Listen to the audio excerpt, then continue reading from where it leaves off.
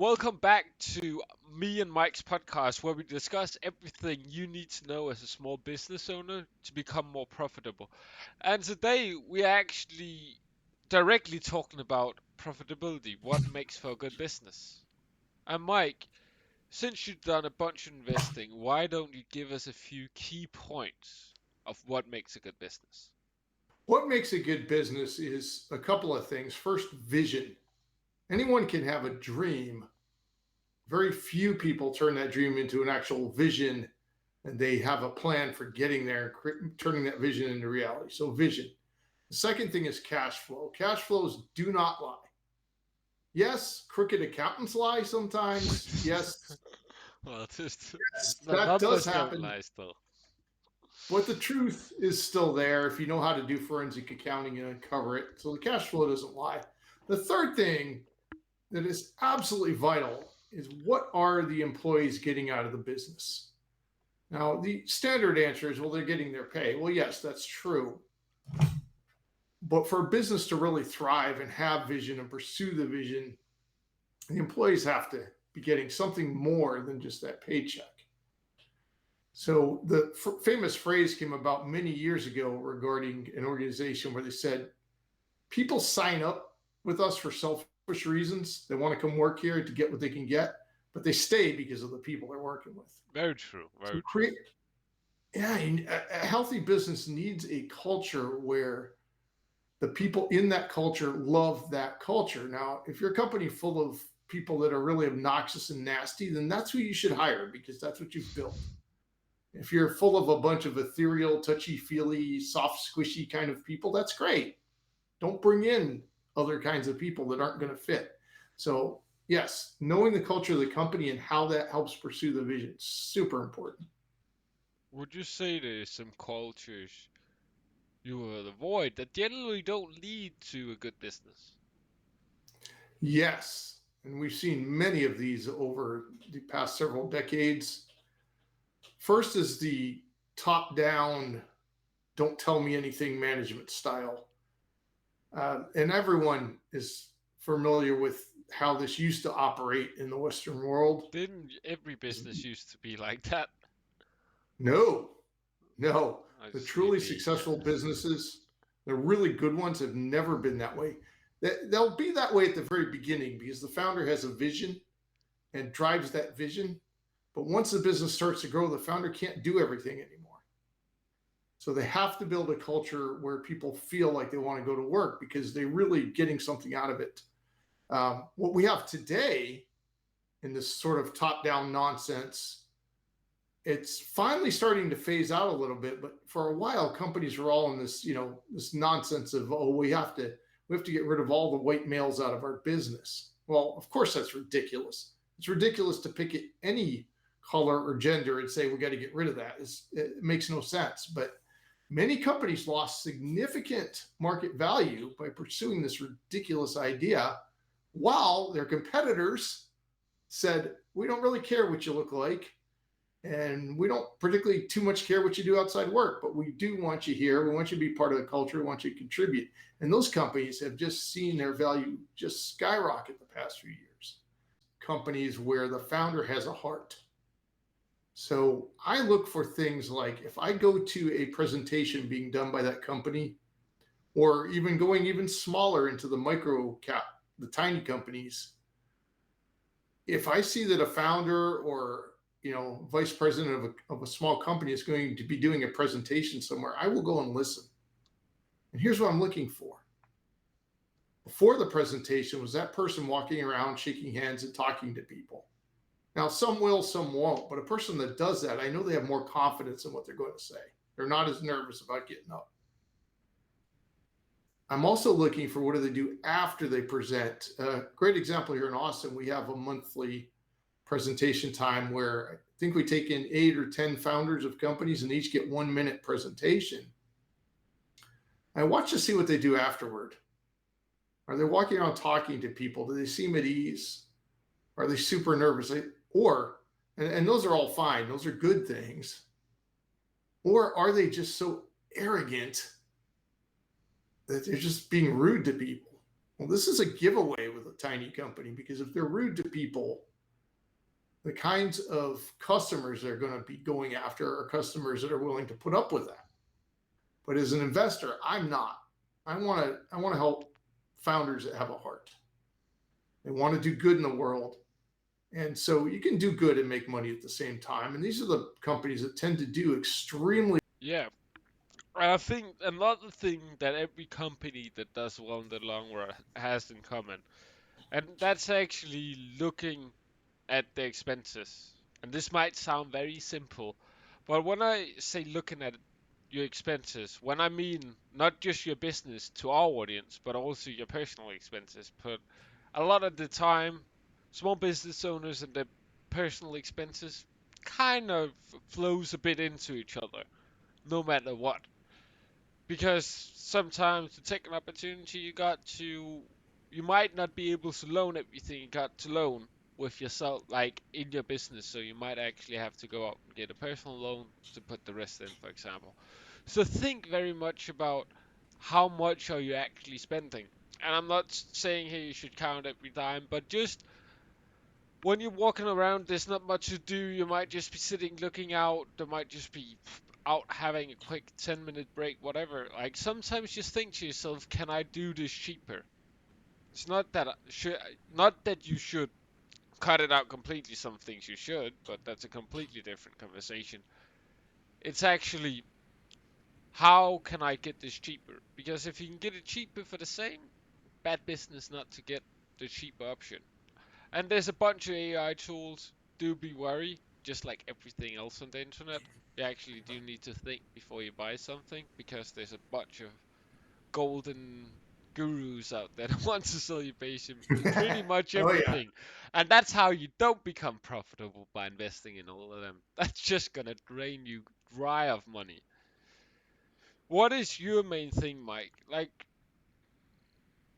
there's a bunch of things it comes to like when you're actually sitting there and looking at the finances of a business. There's like sales, the sales team, marketing budget, HR, PR, whatever.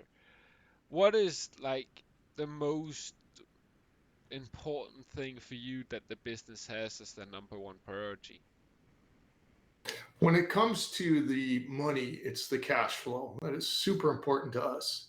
By cash flow, I mean you have revenue, which is money coming in, and that can even be in the form of loans and debt and so forth, but it's money that comes in. You're going to use that money for something. You have expenses, which is money going out. And what's the difference? Now, we have quite often invested in companies that had a negative cash flow because we saw the potential of what they were building and because of a principle called leverage. If I borrow money and I can use that money to do something that's going to make me more money fast enough that I can pay back that debt and have positive cash flow, then I'm going to borrow the money. And this is the fun, excitement, and headache of business cash flow all at the same time. A classic mistake that early stage companies make, and even small companies that have been in business for 10, 15 years can still make this mistake of thinking that a loan or an investment is some kind of great deal when it's really not. The reason this mistake gets made is because quite often people running a smaller business are so focused on what they know, they forget to ask the question, what is it that I don't know about this opportunity? It's the same to your point back to all the various AI gurus popping up everywhere. You know, we've seen this movie before, man. Yeah, it's Every something. time there's an advancement in technology, there's Mhm. somebody promising to teach you how to get rich off it. Yeah, something But new. Come here. yeah, ask the question. It's like, what is it that I don't know about this opportunity? What are they not telling me? I'm going to use an example just from my own life today. Shortly before I got on this call, I had time to go for a walk and then get a shower and get cleaned up. So as I start walking, I was about a quarter mile into my 2 mile walk. It just starts pouring rain. Now, Sounds like a we're good going to use time. this as a metaphor. We're going to use this as a metaphor for business because in business, those rainstorms come very unexpectedly They come from people you didn't expect it to come through. It's always a very surprising, and it can be extremely devastating if you let it. So rather than get devastated, you ask yourself some questions, as I did today in our example. What's the temperature right now? Over 80 degrees. Can I still see with my spectacles? Yes. What are my risks of continuing to walk?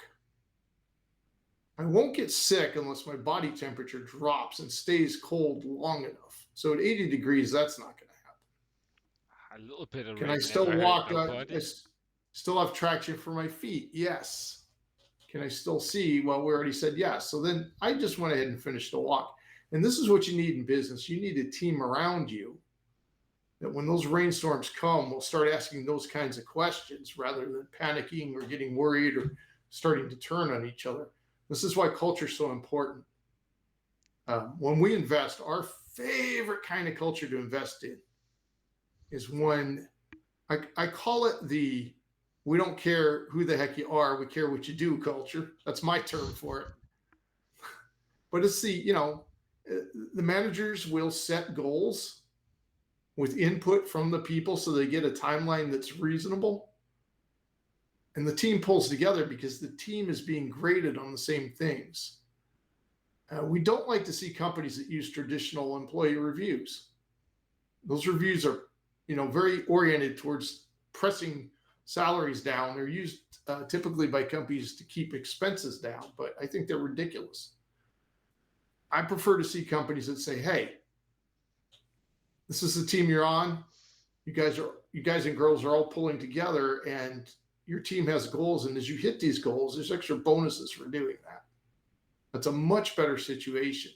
And what I'm describing is a rare culture. Often we don't find companies that invest in that do this, but they are out there. And so sometimes we just wait until we see one.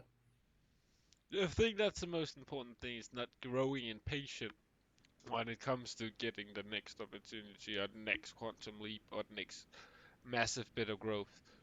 Because then you're gonna end up going down the wrong road instead of being patient enough. And then if you just waited a month, all of a sudden this new opportunity that's actually the right one comes up, which if you didn't spend the money, you would actually be able to afford. So be patient or Yes. actually think to yourself, is this worth it? Is this the right opportunity? And just don't spend money just to spend money. And look at how much you actually gotta get a return on money, because that's where I see a lot of small business actually making a mistake is they invest their money in something that make profit, but they don't invest it in the thing that makes the most profit. They don't actually Exactly. they don't take the time to sit down and actually calculate how many times they're gonna get their money back. Is it two times? Is it 2.5, 3.5, 4? Those numbers is a massive difference. If you choose between It's a 2 and 4, huge. it can be a big impact for a business, because running online business is a bit of like not normal when it comes to running costs because they are normally cheaper. But a normal small business, it actually costs quite a lot of money just to turn up for the day, turn the lights on, get going. That actually costs quite a lot of money. So you actually need to get quite a lot of money back to cover those expenses before even paying yourself. And this brings us to another principle. It's so important is to make sure that you are either, if you're an employee looking for a job, if you're an investor looking to invest in something, or if you're the owner of a business, make sure whoever it is that is writing your regular company reports, in my case, I do my own, talk about the things you got right and the things you got wrong. We see this quite often with middle and large size corporations where the annual letter comes out and the chairman tells you everything he did right. All right, there's been one perfect guy on the face of the earth. You're not him. You did do things wrong. So talk about some of those and talk about the lessons learned and what you're doing about it. This gives your people more confidence in following you. I know this will fall on a few deaf ears, but the people that get what I'm saying, you really get what I'm saying. You're going to have a much stronger team if you do what I'm suggesting. Well, I think that pretty much covered everything we wanted to cover today. So if you enjoyed it, make sure to click the like. We would love to hear your tips when it comes to how you increased your cash flow, your profitability down below in the comments. Tune in next time for another amazing episode.